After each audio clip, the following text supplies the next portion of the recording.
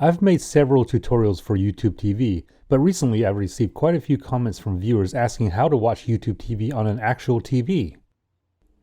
First of all, on your computer, you need to sign up for the free trial or start a subscription to YouTube TV if you haven't already yet.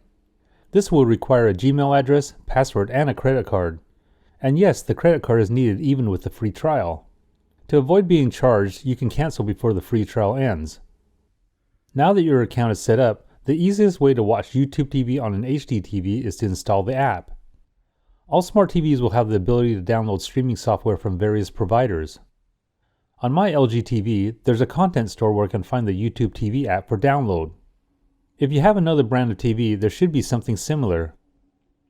Once installed, sign in with a Gmail address and password from your account, and then it's ready to go. But what if you have an older TV or a TV without the ability to install apps?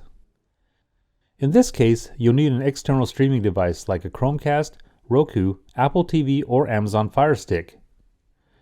This 13-inch Samsung TV doesn't have any smart capabilities, so I'll use my Chromecast to watch YouTube TV here. It plugs into an HDMI port, and when I sign in with my Gmail address, I can access everything just like I do on my smart TV. Streaming devices are very inexpensive, so it's a great way to go without having to upgrade your TV. If you're a gamer, you can watch YouTube TV using an Xbox or PlayStation gaming console. This is ideal if you don't own a smart TV or have an external streaming device. On either console, just go to the App Store and download the YouTube TV app. Again, just sign in with your Gmail address and password to access YouTube TV. But if you're not a gamer without a smart TV, I suggest getting one of the inexpensive streaming devices I mentioned earlier.